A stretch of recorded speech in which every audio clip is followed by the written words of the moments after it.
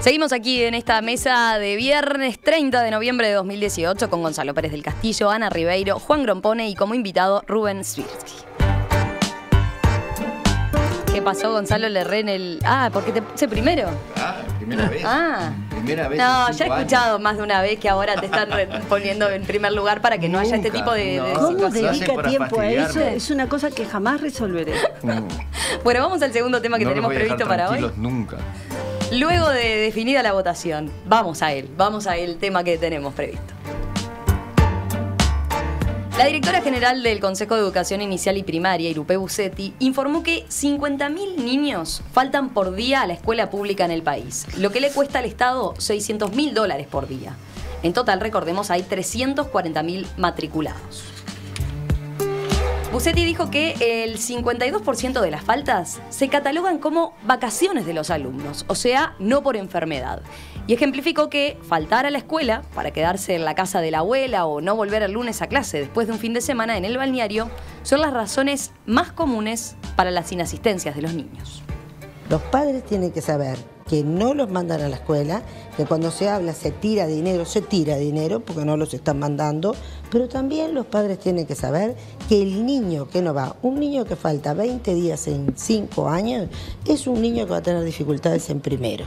¿Por qué? Porque se perdió de escuchar cuentos, de cantar canciones, de contar, de jugar a las cartas contando, de todo lo que hacen los maestros.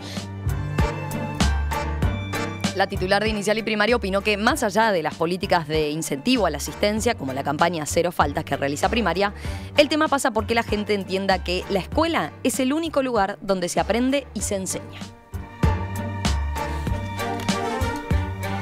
Bueno, ¿les impactaron las cifras? ¿Cómo vieron o por dónde quieren abordar este tema? Porque tiene varias y variadas puntas. A mí me gusta. Dale, Juan. Yo creo que el tema no es grave por el dinero, es decir, es impactante lo de 600.000. Pero en definitiva no es dinero que se gasta, sino dinero que se deja de aprovechar. Claro. ¿no? Es decir, es simplemente ocioso, ¿no? Pero lo grave no es esto. Sí, porque recordemos es como un cálculo que se hace estimativo de lo que significa la pérdida. Se toma como base que cada alumno cuesta $12 por día primaria en lo que tiene que ver con salarios de los maestros, ¿no? Partidas de alimentación, material didáctico, etcétera, ¿no? Es un gasto en servicios educativos calculado en función de un número de alumnos que en realidad es menor por el ausentismo.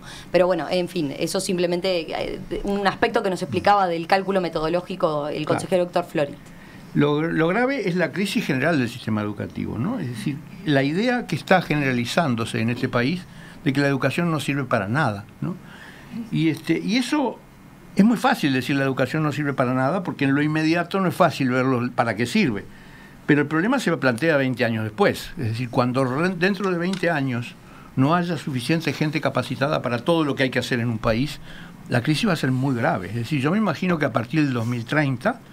en donde hoy tenemos 18 años de cero cambios en el sistema educativo. Es decir, tomo como último cambio la reforma de Rama, que terminó en el 2000, ¿no? Es decir, que hace 18 años que no hay ningún cambio relevante, excepto tal vez el Plan Ceibal. Pero sí, que no es menor, ¿no? No es menor, pero tampoco es un cambio de fondo. Es decir, eso no arregla la inasistencia, por ejemplo, ¿no? Entonces creo que el problema que se va a plantear hacia el 2030 es cuando tengamos tal vez 30 años, o por lo menos haya pasado 20 años sin modificaciones importantes del sistema educativo, y eso significa una generación perdida que no va a poder trabajar, no va a poder ocupar los cargos que son necesarios en un país. Si la crisis que va a haber entre el 2030 y sus alrededores va a ser muy grave. Es decir, si hoy nos quejamos de los políticos y de su incapacidad para redactar leyes, imagínense lo que va a pasar en el 2030. En el 2030 las leyes no van a pasar el corrector de ortografía, ¿no? Bueno, y creo que acá hay una cosa muy importante que se está olvidando. Es decir, la educación primaria es laica, gratuita y obligatoria. Es decir, es necesario recordar que es obligatoria y hay que obligar. Es decir, no es un problema menor. Cuando un niño falta porque sí, está cometiendo una falta, está desobedeciendo el carácter obligatorio de la educación. De modo que yo creo que de las tantas cosas que se tiene que hacer sobre la educación, empezar por recordar la tercera de las palabras de Varela, obligatoria. Un aspecto en ese sentido que puede llamar la atención y que lo comentaba en la nota que se señalaba ayer de La Diaria, lo comentaba Irupe Busetti, es que la situación es similar. Nosotros mencionamos las cifras en las escuelas públicas, 52% se catalogan como faltas, como vacaciones, ¿no? Porque no son por enfermedad. Pero una situación similar ocurre en los colegios privados, sí, según se señalaba, ¿no? Eso puede sorprendernos también, puede hacernos pensar también en... Es el país el que está desentendiéndose de la educación, ¿no? Y eso es gravísimo. Es el país el que está desentendiéndose de todo sentido del esfuerzo y el que barre bajo la alfombra, porque esto se soluciona muy fácil si tú le das una lección ejemplar a los padres, pero para eso tenés que meterte con el índice de repetición, que todas las administraciones procuran tenerlo a favor porque lo toman como un índice de fracaso de la gestión, sí, y no del alumno que va. Entonces, para no alterar el índice de repetición, miramos para el costado y bueno, hacemos todo lo posible para que los niños no fracasen. Con el mismo criterio del privado. Es un cliente, lo tengo que cuidar. No es un cliente, es un educando. Si le tengo que decir, usted así, no, repita, y vas a ver que el año siguiente la mamá lo trae el domingo de vuelta. Y ya no se queda el lunes en el balneario ni con la abuela. Si esa es la razón. Y sobre todas las cosas, lo manda igual aunque llueva. Porque eso de que cuando se llueve se falta trabajar, lo hacen los adultos también. En muchísimos rubros lo hemos visto. Y se deja pasar, somos condescendientes. ¿Y qué es eso? ¿Por qué hemos aflojado de esa manera todas las formas del rigor bien entendido? Todo es violencia, todo es un avasallamiento del otro, no hay norma alguna que respetar, no hay sentido del esfuerzo, no hay sentido de disciplina alguno. Entonces así no se puede. Rubén.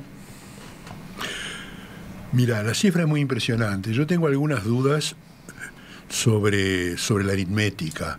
O sea, que 50.000 niños no vayan no quiere decir que nos cuesta $600.000. 50.000 niños son el 15% de los estudiantes, entonces se supone que $600.000 diarios sería el 15% del presupuesto de primaria. Yo estuve tratando de encontrar el dato y no lo encontré, pero me parece exagerado.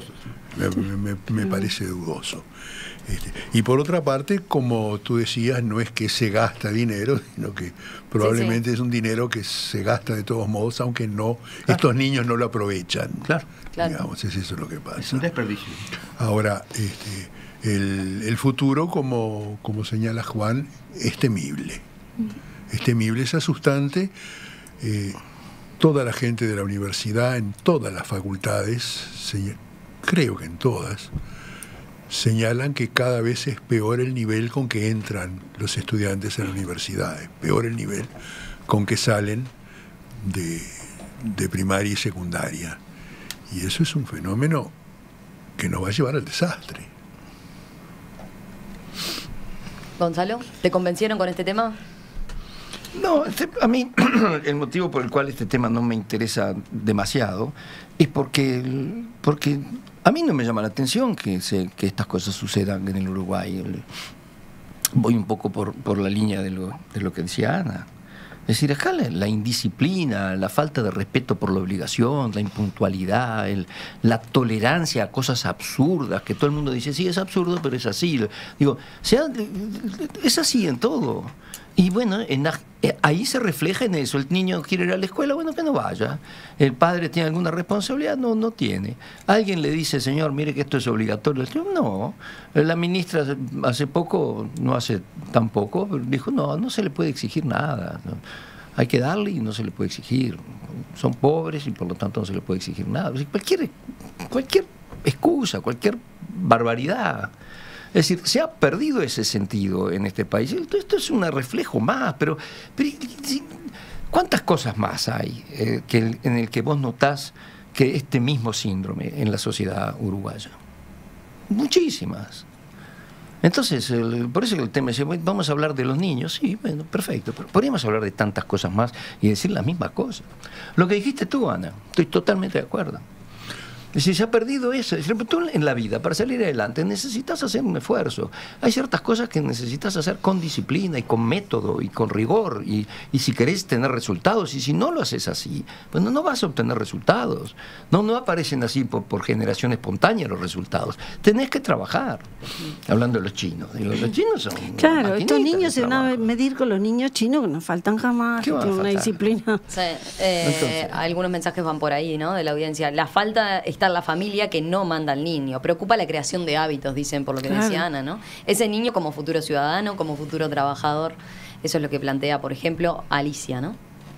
Con respecto a la obligación, ¿no se le quita la asignación familiar Sí, a los que no concurren? Ese es Creo un que aspecto ni que... siquiera. que- No se les quita, no. Justamente. ahora, Era eso pero lo ahora que se estaba está hablando revisando, ¿no? Ahora se está Ahora se revisando. está revisando. Hablando Desde hace un tiempo se está, durante unos años se fue, me parece, permisivo en ese sentido. En los últimos años ha sucedido que el BPS finalmente da las cifras.